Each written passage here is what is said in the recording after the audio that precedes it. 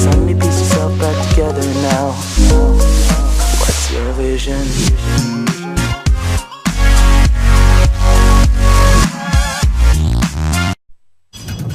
May 18th, 1980. Mount St. Helens erupts. The ground moved a little bit, and then, oh my God, the whole mountain took off. Spewing scalding rock and ash. It was coming toward us like it was being shot out of a shotgun. Unleashing deadly torrents of debris and mud. I felt him grab me, pull me up on top of a log, and he just kept screaming to hang on. And leaving behind a landscape of devastation and death. Confusion. My priorities were rearranged that day. So we watched. 15 seconds. It will never leave my mind. Tonight on Minute by Minute, the Mount St. Helens eruption. March 27th, 1980, southwestern Washington State, 6:02 a.m.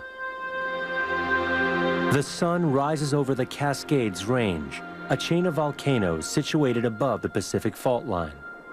Towering over the landscape is the 9,677-foot Mount St. Helens. Known because of its beauty as the Mount Fuji of the United States, the volcano has been dormant for 123 years. Hundreds of campers, hikers, and photographers are converging on the mountain for the weekend. It's also a work day for over 300 forestry workers. Near Spirit Lake, less than 5 miles from the summit, U.S. Forest Service Supervisor Kathy Anderson and her tree planting crew hear what sounds like a small explosion. What was common around there, because of the private timberlands in that area, were road building and other activities, so we kind of assumed that that had been just stump blasting or something. But in fact, Mount St. Helens has awakened from its long slumber with a small eruption of steam and ash, opening a 250-foot wide crater in the summit. Within minutes, word reaches the Menlo Park, California office of the U.S. Geological Survey, or USGS. On hand that afternoon is geologist Don Swanson. We quickly packed our bags and jumped on the first flight up to Portland. Despite the eruption, logging companies in the area keep working. The Weyerhaeuser Corporation grows and harvests trees for building materials and paper on over 68,000 acres of land on Mount St. Helens. The day after the initial eruption, the company dispatches helicopter pilot Jess Hagerman to fly over the volcano. Right on the very top, the whole top, there was a little bitty crater, and there were these big cracks running horizontal around the mountain. USGS scientists install more monitoring equipment at their main observation post, known as Coldwater 1. The eruption has been a minor one, but they see it as a precursor of a larger and potentially deadly event. One of them, a 30-year-old volcanologist named David Johnston, voices his fears to a network news crew. It's probably heating up very quickly, and it was probably pretty good evidence that an eruption may be likely. The U.S. Forest Service puts up roadblocks closing the top of the mountain. 40 residents who live nearest the summit are evacuated. Underground tremors make the eruption of Mount St. Helens seem imminent. The governor of Washington declares a state of emergency. Because rapid evacuation might be necessary, tourists and sightseers are urged to stay out of the area. But the warnings have the opposite effect, and tourists pour in from around the country. Souvenir vendors hawk T-shirts and bottles of genuine volcanic ash. Some volcano enthusiasts try to get as close to the summit as possible. One of them is Robert Rogers, a 29-year-old radio technician with a passion for mountain climbing. He makes a game out of outwitting the sheriff's department. I would drive up and go, "Oh, is it really dangerous up there?" Oh, yes, son, it's very dangerous. "Well, do people try to sneak in?" Yes, we saw a guy up there 2 mornings ago in a blue sleeping bag. "Oh, really? Tell me, what did you do then?" And they'd explain what they did to try to catch me. Because I was the guy in the blue sleeping bag. For geologists, however, watching the mountain is no sport. You just didn't have time to do anything but eat and sleep and work. Clear weather brings out a record-breaking number of tourists and television crews. News choppers airlift reporters to the summit, ignoring the danger warnings. They are rewarded with 18 small bursts of steam and ash throughout the day. 4 weeks after the initial eruption, scientists discover an alarming bulge on the north side of the mountain. Magma, rising within Mount St. Helens, has encountered a blockage in the mouth of the volcano and is being forced out around it. Scientists, like volcano hazard specialist Dan Miller, explain the danger to emergency agencies, but little is done. As the weeks passed and nothing serious happened at Mount St. Helens, it became more and more difficult for us to convince the various agencies, both state, federal, and local, that something ugly was about to happen. Over the next 2 weeks, the bulge on the north side of Mount St. Helens grows larger every day. The mountain was moving at such a rapid rate, about 5 feet a day or so horizontally, just day after day after day after day. Officials finally heed the scientists' warnings and establish a so-called red zone, a safety perimeter that extends from 3 to 8 miles around the summit.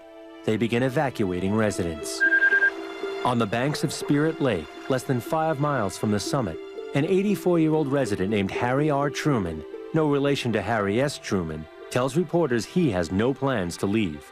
That's my life. Spirit Lake and Mount St. Helens is my life, folks. I've lived there 50 years. It's a part of me. That mountain and that lake is a part of Truman, and I'm a part of it. Truman's defiance of authority makes him a folk hero overnight.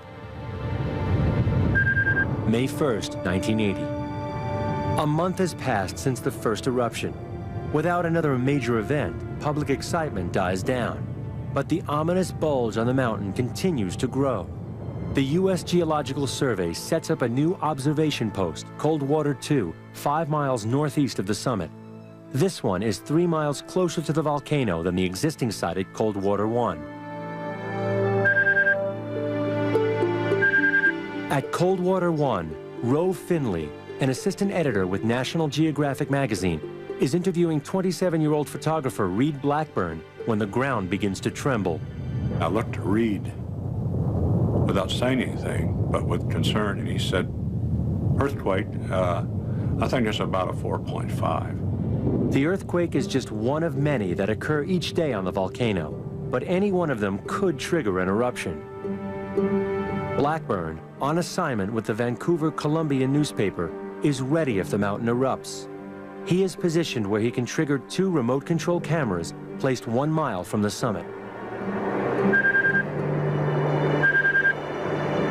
A graduate student manning Coldwater 2 must leave for the weekend.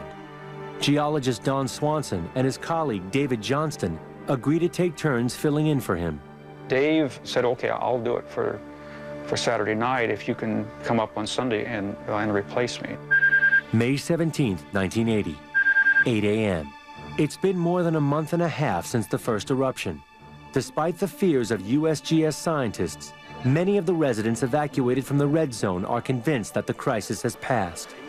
They gather at the roadblock nearest Spirit Lake. Tempers flare as they try to return to their homes. We're paying taxes and we'd like to use our property. I'm not afraid. Governor Dixie Lee Ray relents and gives them permission to visit their homes today and again on Sunday. Everyone had to sign waivers, releasing the county from any blame for what might happen to them while they were inside the red zone checking out their property. The beautiful day brings a number of campers out into the Washington woods. At Jericho Hole on the Toutle River, 25 miles west of Mount St. Helens, high school sweethearts Venus Durgan and Roald Reeton parked their car by a favorite fishing spot. There were no other people around us at all, so we just listened to the radio and sat up. Roald has hidden a bottle of champagne deep in their cooler, a surprise treat for Sunday night. 6 miles west of the summit, Ty Kearney, a ham radio operator, volunteering to monitor the mountain for the state of Washington, receives a transmission from a fellow volunteer, Jerry Martin of Concrete, Washington. Martin has stationed his radio van at a perfect viewpoint, just 7 miles away from the bulging north side of the mountain. Backpacking with his wife, Lou, and their 2 young daughters, 3-month-old Tara and 4-year-old Bonnie, Mike Moore passes up 2 campsites. This was Bonnie's first backpacking trip. We wanted it to be something memorable for her. They find an ideal spot near the Green River, 13 miles north of Mount St. Helens. In Bear Meadows, 14 miles northeast of the summit, amateur photographer Gary Rosenquist and a group of friends set up camp after dark. We made a real big fire because of all the wood that was around there, and just had a good time telling stories. It was just a beautiful night. May 18th, 1980, Swift Creek, 5:30 a.m. Tree planting crew chief Kathy Anderson informs her crew they will abandon their site near Clearwater Creek and relocate to Swift Creek, 6 miles south of the summit. I'm still not certain what caused me to have that thought. It was out of the norm for us to stop working in one area and go to another when we weren't finished. One member of her crew, Cran Kilpatrick, is surprised by her decision. We were actually going to someplace much closer to the mountain than where we were on Saturday, and potentially a lot more danger. As the sun rises over Mount St. Helens, Jim Skamanke and a 3-man thinning crew begin cutting saplings 13 miles from the summit. 100 miles away, at the airport in Yakima, Washington, a Cessna 182 takes off on a reconnaissance flight over the volcano. On board is geologist Dorothy Stoffel. It was my first time to fly in a small plane, and I was a little anxious about it, kind of unsettled, and really not knowing what to expect. At the USGS office in Vancouver, 40 miles from Mount St. Helens summit, geologist Don Swanson is waiting for colleagues to arrive. People were going to bring me supplies that I could take up to live from when I was up at Coldwater 2. Volcano hazard specialist Dan Miller starts out on the 2-hour drive to Coldwater 2. He's bringing supplies and parts for the 2 time-lapse cameras. I drove over to the battery shed and picked up all of the batteries that I had on the charger overnight.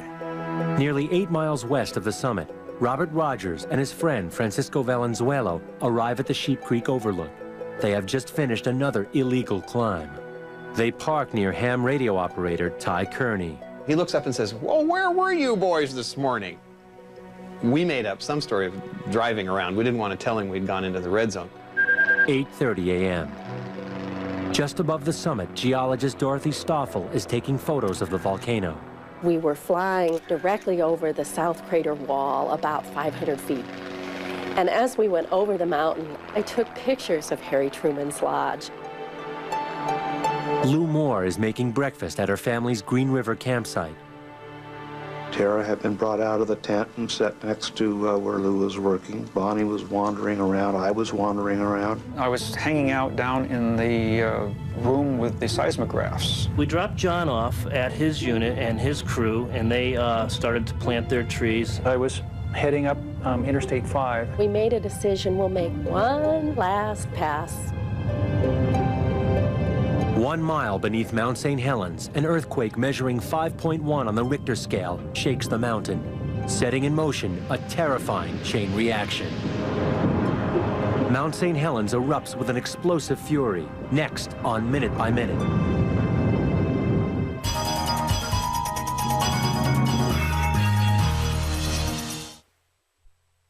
And now back to Minute by Minute. May 18th, 1980, Mount St. Helens, Washington, 8:32 a.m.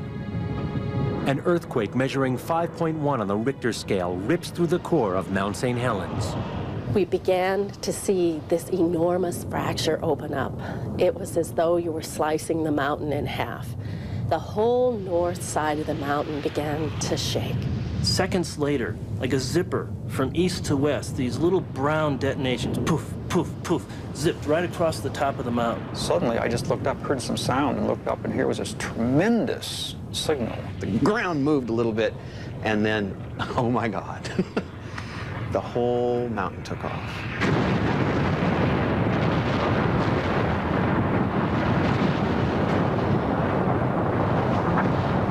25 seconds after the earthquake hits, a huge explosion bursts out from the north face of Mount St. Helens. Superheated gas shoots rock and ash more than 12 miles into the air.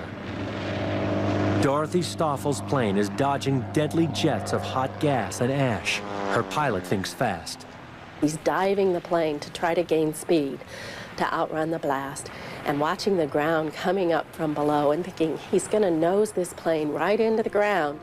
On a ridge less than 8 miles from the explosion, Robert Rogers runs to grab his camera. I get back to the car, whip open the door, drop a roll of unexposed film, and start shooting really fast. Click, click, click, jam.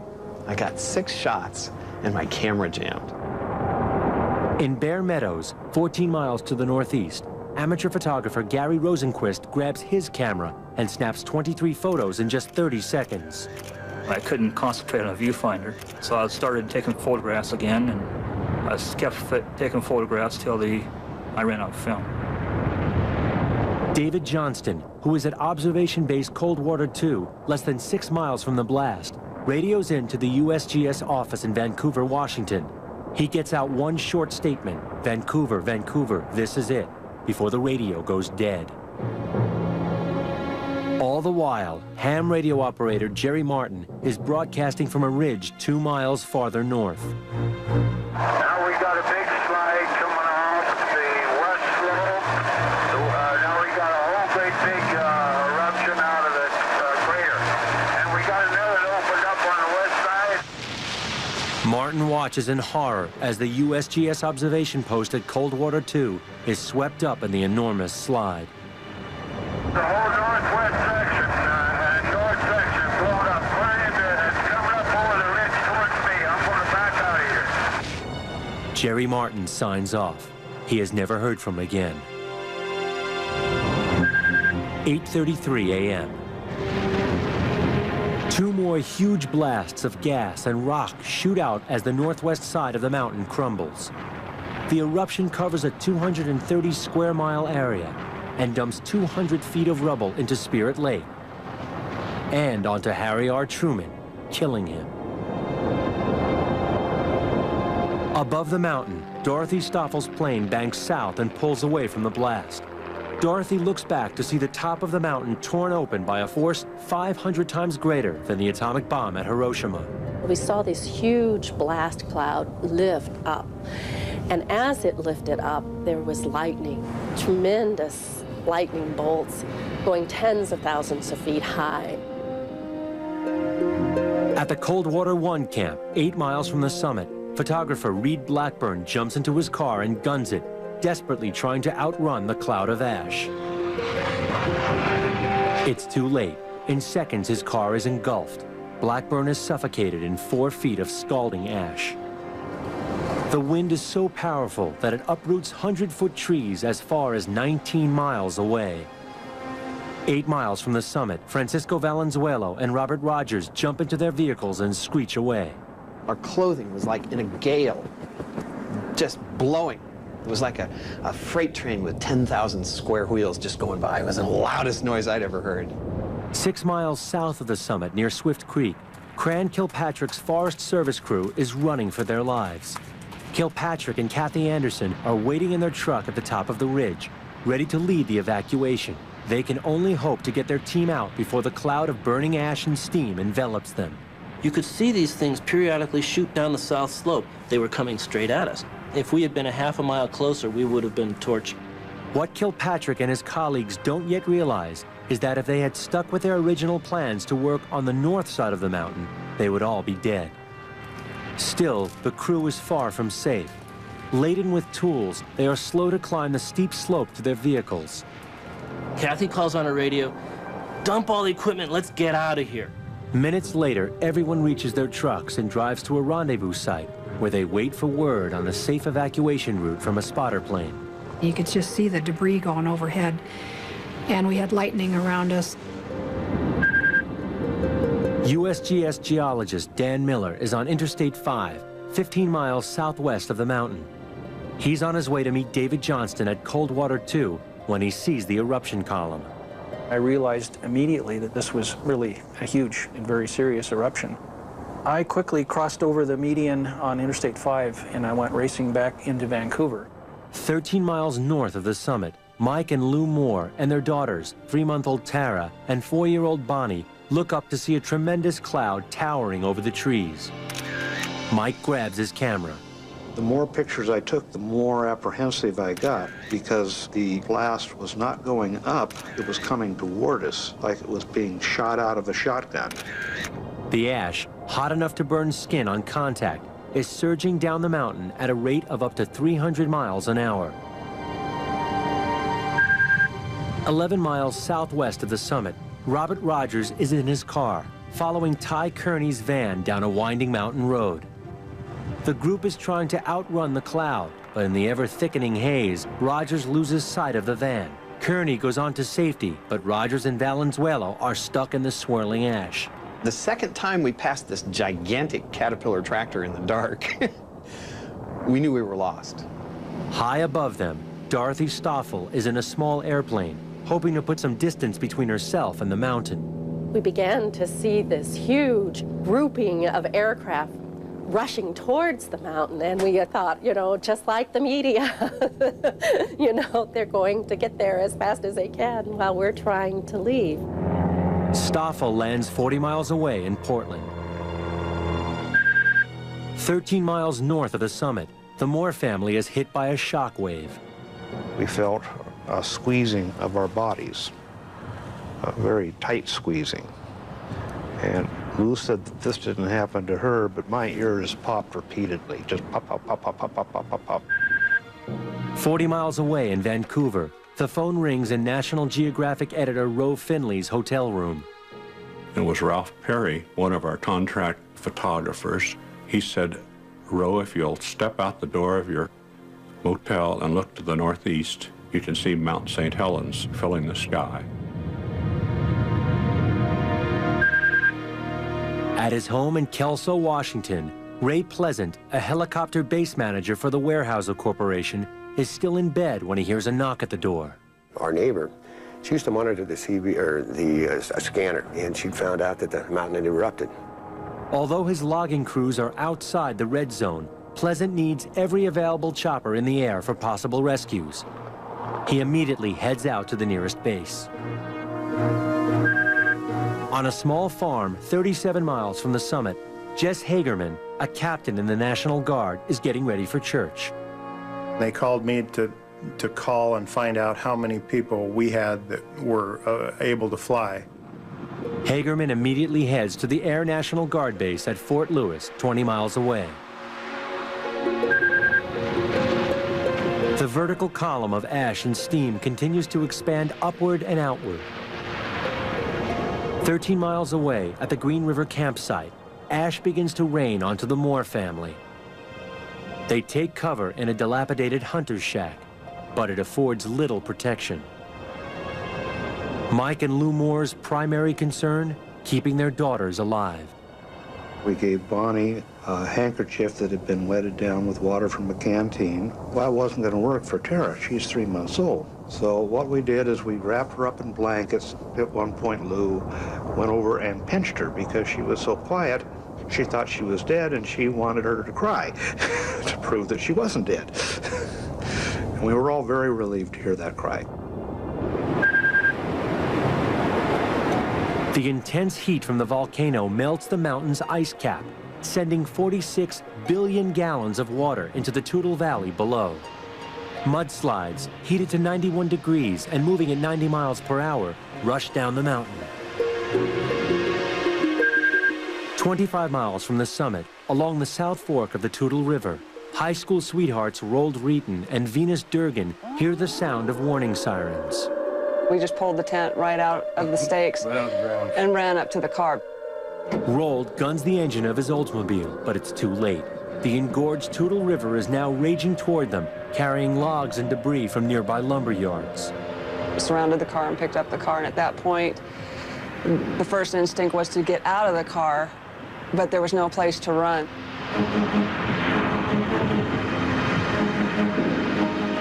Their car is engulfed by the flood.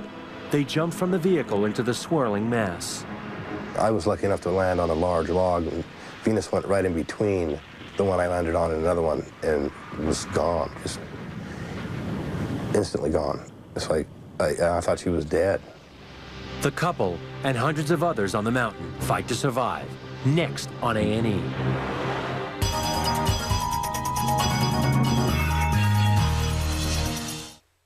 And now back to Minute by Minute. May 18th, 1980, Mount St. Helens, Washington. 9:01 a.m. Mount St. Helens has erupted with the force of 10 megatons of TNT. A cloud of scorching ash mushrooms 15 miles into the air. 25 miles away, along the South Fork of the Toutle River, campers Roald Reeton and Venus Durgan have been swept away by a deluge of mud and logs. Venus loses sight of Roald as she is sucked down into the morass. I could hear him screaming in terror. I kept my hands and head above water, and at one point, 2 logs started pinching my wrist. I thought I was going to lose my arm or my hand. The pain was excruciating, and at that point, I thought it was over. Roald, clinging desperately to a log, sees Venus's hand reaching out between 2 massive timbers. He lunges for her as the logs close in around her. They were moving up and down and sideways, and it just like peeled the skin off her chin. I felt him pull me up on top of a log, and he just kept screaming to hang on. Finally, after a terrifying mile-long ride, Roald maneuvers Venus across the logs and onto the banks of the river. Venus's wrist is smashed, and her right forearm is stripped down to the muscle. She is going into shock, and Roald knows that their only chance of survival is to keep moving. They make their way through the thick forest, hoping to find a way out. Walking back through that was hell. I heard a number of helicopters overhead, so at that point I wanted to get out of that heavy stand of trees we were at and be found. 9 miles from the summit, tree planters Cran Kilpatrick and Kathy Anderson have been waiting for 30 minutes with a convoy of Forest Service trucks. They're hoping a spotter plane will arrive soon to scout a safe route off the mountain. They are in constant danger of being engulfed by burning ash. As the crew waits, tension builds to the breaking point. There's one guy. He started to run, and we actually literally had to grab him and throw him back into the van. He got hit, mostly to just knock some sense back into him. Finally, word comes over the radio that the ash is still too thick to allow a spotter plane to fly into their area. They'll have to find their own way out, driving across the bridge of the already swollen Swift Creek. I ran out onto the bridge. What I wanted to do is see if a mud flow was coming down the Swift Creek. There wasn't one coming, so I signaled everybody across the bridge. Ash is raining down heavily as Kilpatrick jumps into the last vehicle on the convoy. Just on the other side of the bridge, his truck stalls. This truck in front of us just disappears into the cloud. We didn't see anybody. It was like, oh my God, we're alone here. Kilpatrick radios Anderson, and she hurries back to pick him up. The convoy slowly makes its way down the mountain to safety. 2 miles from the summit, geologist Don Swanson is flying in a Forest Service plane, searching for his colleague, David Johnston. There was not much chance that Dave or anybody else in the area was going to live through it. Heading toward the mountain in a Cessna, Roe Finley hopes to reach photographer Reed Blackburn at Coldwater 1. I'd flown over cities bombed and burning during the war, but this was so much more awesome.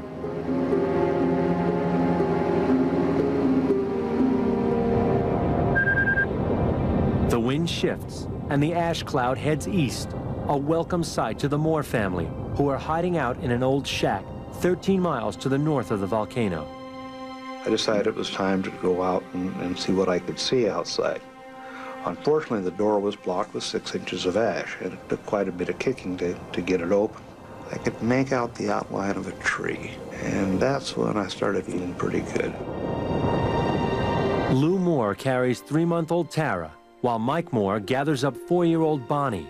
He shoulders the backpack containing their tent, food, and survival equipment. On a logging road 8 miles from the summit, Robert Rogers and Francisco Valenzuela are lost in the haze of ash. Then, way behind us out on the west was this little pinpoint of light. That little spot of light got bigger and bigger and bigger. as the air slowly clears, Rogers and Valenzuela are able to navigate their way out. The ash cloud reaches Yakima, Washington, 97 miles to the northeast. Though no longer hot, the ash makes it difficult to breathe. This is, of course, the source of the big problem, the volcanic ash buildup. I'd say the buildup now is at least 3/4 of an inch. Residents must shovel off their roofs to keep them from collapsing. A weather satellite captures photos of the ash cloud as it stretches across Washington state and reaches Spokane, 200 miles to the northeast of Mount St. Helens. It has taken nearly 3 hours for badly injured campers Roald Reeton and Venus Durgan to struggle through the dense forest. I knew we had to go upstream because we floated underneath the bridge. I figured if anybody was going to be anywhere, they'd be there. And there was a sheriff's car on that bridge. The sheriff's deputy radios for a helicopter evacuation. 512. Nearly 4 hours after the first explosion, the eruption is still going strong. Fresh magma was rising up and was escaping from the volcano. Jets of burning gas sweep down the flanks of Mount St. Helens at up to 80 miles an hour. 11 miles from the summit, Mike Moore and his wife Lou try to get their young daughters to safety. Weighed down with survival equipment, Mike comes to an area of blown down trees 6 to 12 feet in diameter. I couldn't carry Bonnie. Lou couldn't carry her because she had Tara in her backpack, and Bonnie was basically on her own in between us. She's a pretty tough kid, but for 4 years old, you're asking an awful lot. The Moores struggle to keep their children alive as rescuers search frantically for stranded victims. Next on Minute by Minute.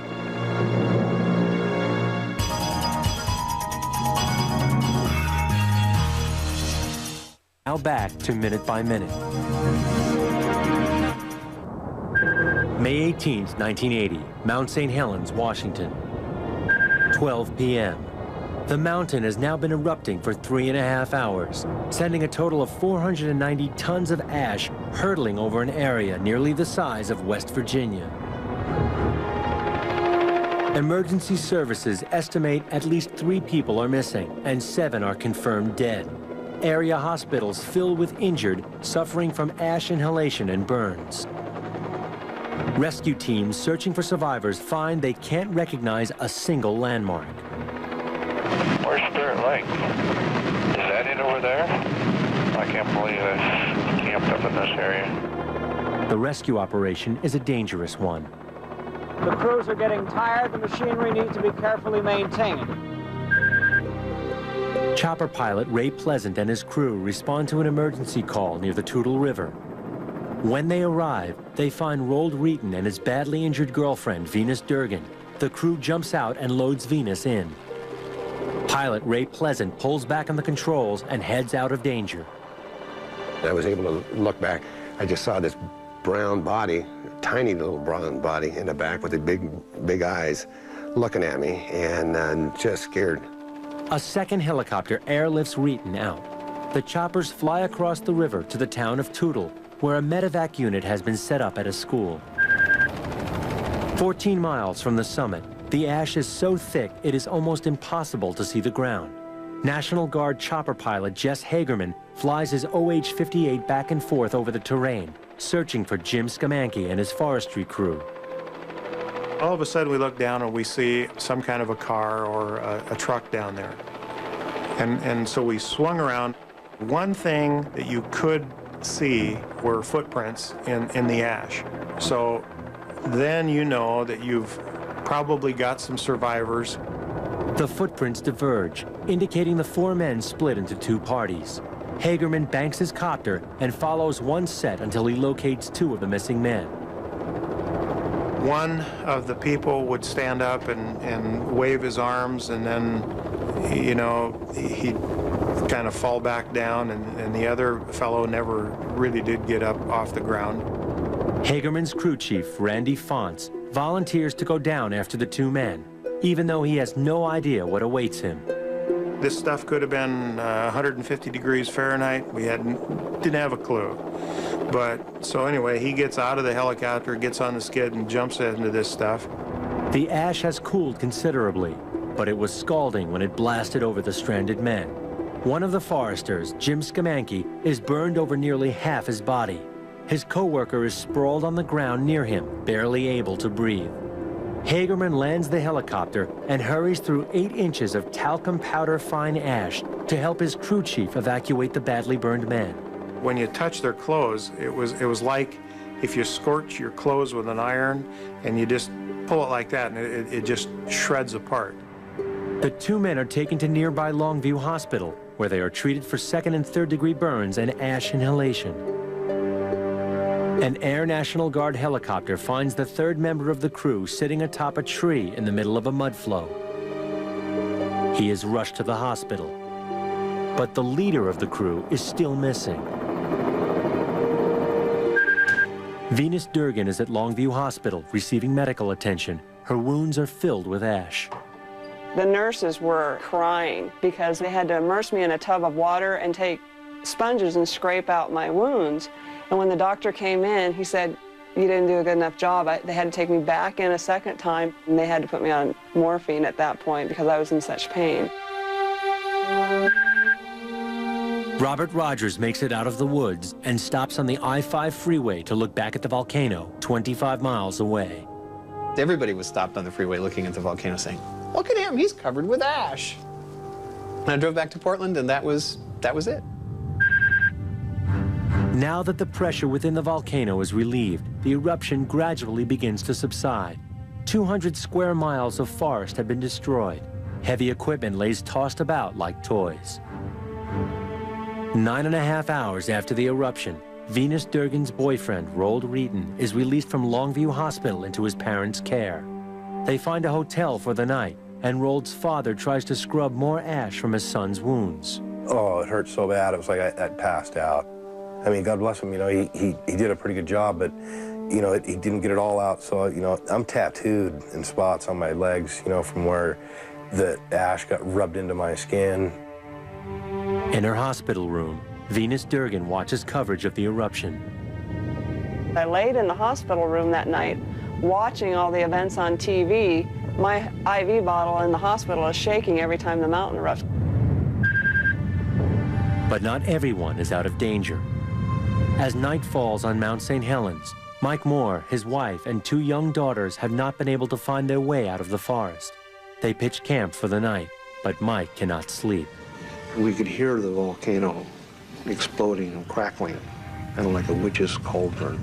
They will have to wait for sunrise and hope for rescue. That's next on A&E. Where were you when Mount St. Helens erupted? Tell us at ANE.com. And now back to Minute by Minute. May 19th, 1980, 5:55 a.m. On the morning after the eruption of Mount St. Helens, National Guard helicopter pilot Jess Hagerman takes to the sky to continue the rescue effort. I really didn't have a clue where I was. You couldn't see more than 1/8 of a mile, sometimes less. When the ash does part, it reveals fallen trees stretching as far as the eye can see. Despite the devastation, rescuers still hope to find survivors. But as time goes by, they find themselves placing more and more red flags to mark the dead. One family on the mountain has survived the eruption. Mike Moore, his wife Lou, and their 2 children have spent 26 hours in the forest near Mount St. Helens, unable to make their way to safety. Suddenly, here comes a helicopter flying our direction. They're the 304 squadron out of Portland. They put 2 paramedics on the ground. The Air Force team tries to airlift the family out. Every time the cable came down, the helicopter kicked up so much ash, nobody could see the cable. A cable rescue is impossible. The chopper will have to find a place to touch down. The Moore family and the paramedics hike to the Green River, but find no room for a landing there either. At that moment, Air National Guard chopper pilot Jess Hagerman flies over. He radios the rescue team and offers to use his smaller craft to evacuate the Moores. There was no place to set the helicopter all the way down, so I had to kind of hold it on one skid. The Moores, who have their 3-month-old daughter Tara in their backpack, climb into the helicopter. They start sticking this great big huge Kelty backpack. I said, "We don't have room for that." They said that there's a baby in there. I said, well, stuff her aboard. Hagerman takes off and brings the Moore family to nearby Longview Hospital, where they are treated for minor scratches and sent home. Hundreds of volunteers rescue more than 150 people in just 36 hours, but 3 are still missing and 8 are confirmed dead. 31 hours after the eruption, Venus Durgan is released from the hospital. She faces 2 years of physical therapy to regain the use of her flayed arm. 2 days after the eruption, a group of geologists lands near the observation base Coldwater 1. There, they find photographer Reed Blackburn's car. We kneeled down to look inside the car, and there was Reed. His hair was burned and so forth, looking in the car. Yeah. It was pretty gruesome. 3 days after the eruption, President Jimmy Carter flies over the area, surveying the destruction. Federal emergency relief is on its way for the 4 counties hardest hit by the blast. The absolute and total devastation of a region that encompasses about 150 miles. It's the worst thing I have ever seen. The force of the eruption has spewed measurable amounts of ash as far east as Minnesota and as far south as Oklahoma. May 25, 1980. 1 week after the big blast, the mountain erupts again, sending a column of ash 8 miles high. Compared to the May 18th eruption, it's a minor event and does minimal damage. The death toll now stands at 21, and 72 people are missing. 230 square miles have been devastated, roadways have been swept away, and railroads buried. 68,000 acres of commercial timber worth $400 million have been damaged or destroyed. Forester Jim Skamanke is in Emmanuel Hospital Burn Center in Portland, Oregon, where he endures 4 skin graft operations for the burns that covered nearly half his body. He is the only survivor of his 4-man crew. Along the devastated Toutle River, Roald Wheaton's brother locates the buried car and retrieves Roald's things from the trunk. So he brings in all this stuff, and then he pulls out and shows us Roald's parents. Hey, look what I found in the back of Roald's car, this big bottle of champagne. We're both underage, and Roald's parents just look at Roald and I, and I just kind of sat there and slithered in my seat. We laughed. The champagne, it was the best I ever tasted in my life. It was like double sweet, you know, because we lived through that, and that bottle lived through it. No more survivors are found, and bodies are recovered for months after the blast. There is no trace of 30-year-old geologist David Johnston, who was last heard from at the Coldwater 2 observation site. The body of the last member of Jim Skamanke's forestry crew was finally found in the branches of a tree, about 2 feet above a high water mark made by the Toutle River, dead from ash inhalation. In the end, the death toll will reach 57. Less than a year after the eruption, the first tree is planted in the blast zone. 5 million more are planted over the next 3 years. The Mount St. Helens National Volcanic Monument is established, and tourism increases dramatically, boosting the area's economy. Thousands flock to the mountain, and a new Spirit Lake Highway is built to carry visitors to the spot where Coldwater 2 once stood. 20 years after the disaster, the National Forest Service organizes a reunion for rescuers and survivors. For those who attend, it is a time to remember and reflect. I was one of the lucky ones, and through that luck of not going back to where we were on Saturday, I'm here today. I don't take life for granted, nor do I take our children for granted. It's not lost on me what a gift it is to have them. Venus Durgan and Roald Wheaton have remained friends. The eruption forged a bond that has stood the test of time. The ultimate act of love and friendship that anybody can do is risk their life to save yours.